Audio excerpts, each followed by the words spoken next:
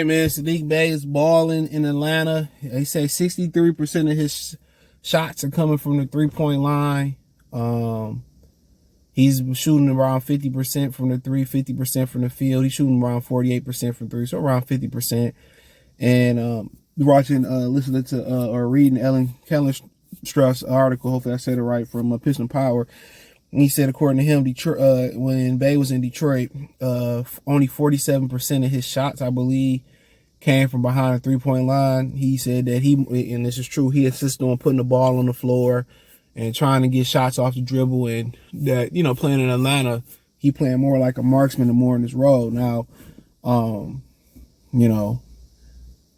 he could do everything. He could post, he can get to the rim, but they just insisted him not to get him in the rhythm. You playing with Trae Young, they space the floor, so it ain't a whole bunch of dribbles out there for you. You playing with Trae Young and DeJounte Murray, so, what he doing is setting up shop, and he's stretching the floor from the three-point line. He finding the line, he got somebody that's finding him at the three-point line, and, he started 2 of 12 games over there, shooting 90% from the free throw line, averaging about 12 points a game. So they play with some pace in Atlanta. He's spacing the floor a lot better. The floor is spaced a lot better over there. And, like I said before, you got two playmakers in DeJounte Murray and Trae Young. In Detroit, I mean, even, with Cade Cunningham on the floor or Jaden Ivey, even with Cade Cunningham or Jaden Ivey, he was overshadowed by Jeremy Grant. Then he got overshadowed by Bojanovic. So my thing was, he just wasn't aggressive enough, and Dwayne Casey needed to kind of get him involved and call his number some more. If he was going to be out there and be a defensive liability, he would have to be an offensive onslaught or offensive powerhouse. And they didn't find a way to give him the ball. They didn't post him up. They didn't put him in pick and roll situations where he can create for people, which he can do all of that. Dwayne Casey just failed to tap into the potential of Saddiq Bey and the things that he can do. He worked hard, and, then again, you become an afterthought. Every time you think the light about to shine, you know what I'm saying, they shut it. Jeremy Grant gone. He injured. I go on a run. He come back. I get covered.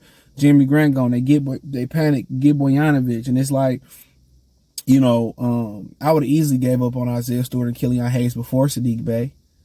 You know what I'm saying? But they never tried to really tap into his potential. And now you put him in a situation where you got two playmaking point guards, and Trae Young on space the floor, and they finding him. He getting opportunities that he didn't have in Detroit.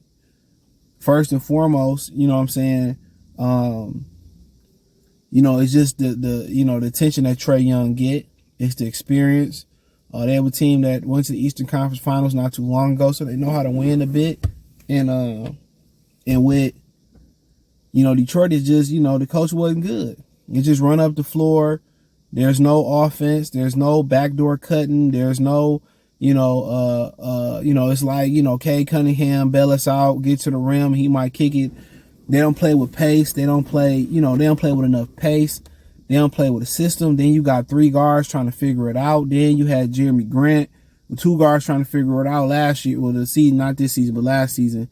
And Jeremy Grant jacking up shots like a two guard. Then you turn around this year, you got three guards trying to figure it out. Then you got Bojanovic taking all the shots, that he want to. It is like he just continued to get overshadowed. And he never was like, I'm going to take the bull by the horns and become more aggressive. He kind of was just too reserved. And then it boils down to Dwayne Casey to untap that potential, get him involved early. I said that coming in.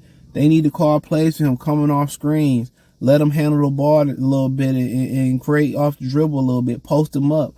Put him in catch and shoot situations. And, when he scored that 50-plus points versus Orlando, he was in situations in which they got him into a rhythm. And guess what? Some guys, you got to get them engaged early, get them into a rhythm early, and they're going to be in a rhythm all game. You know what I'm saying? And they failed to try to get him into a rhythm. And Bojanovic just took the ball and found himself in a rhythm. And that's the last thing you really need, in the lineup when it came to Grant and Bojanovic. When Grant was over here, he refused to defend. He forgot how to defend. He wanted to score the ball. Bojanovic don't do shit but shoot the ball. So how do I allow Killian Hayes, Ivy, Cade Cunningham, Saddiq Bey to really reach their potential, and this dude taking all the shots? You know what I'm saying? He he being, he taking all the shots. And he not defending. He not give you nothing, on the defensive side of the floor. So, when you look at it, Dwayne Casey hasn't improved the franchise anywhere. Any improvement that individual players done, they done on their own. And Saddiq Bey leave, and all of a sudden he become a sharpshooter. And it's part of the situation. They play with a lot of pace. Trey Young love the ball hog. DeJounte Murray love the pass. But one thing about Trey Young, he gonna try to get them assist numbers, and he's gonna be a ton of space on the floor. And Saddiq Bey is in Atlanta taking advantage of it. And they don't have to dribble. He ain't in situations where he got to dribble and create or put the ball in. No, it's like catch and shoot. Don't think about it. Catch and let it fly. Catch and let it fly. Catch and let it fly. And those are the situations, that they put that he being put in. In situations he should have been put in, and then you do everything. But he never got a fair shake in Detroit. Dwayne Casey, you can blame him for the lack of development of probably all these guys.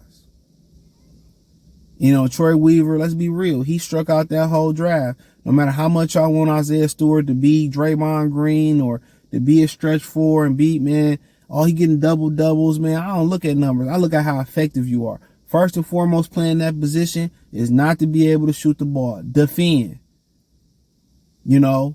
Defend. That's what they need to do. When Pistons are great and dying for championship, it's defense. They got too many guys who can't defend their position. And that's one of the reasons Saddiq Bey had to go. He can't defend his position. Bogdanovic can't defend his position. They got too many guys, and they going to put too much on Ivy and Cade Cunningham plate defensively if they don't surround them with the right guys. That's why Duran was perfect playing behind them. He can defend. Now you got to find other guys around them that fit that mold. If you get a really good starting lineup full of defenders and maybe a good one or two good defenders off the bench, that's all you need. Because now I can start mixing in the great defenders around guys that's defensively, enabled, like Bogdanovic. Or if you get Isaiah Stewart, if I got 4 good defenders around him or 3 good defenders around him, it's not as bad. But it don't surprise me, Saddiq Bey, cooking up over there. It don't surprise me at all, man. He getting, easier shots. He in the system that's, and that's more team friendly and more shooter friendly. So that don't surprise me. But hey, let me know what you girls and guys think. Thumbs up the video, share the video, subscribe to the channel. The subscribe button is the bell icon button. Check out Detroit Pistons Talk playlist. Hit the link tree. Follow me on Twitter, Facebook, Instagram, Spotify, Anchor, Cash App, Venmo, PayPal, Apple Podcasts, Google Podcasts, the whole nine. Appreciate the love and support. Peace.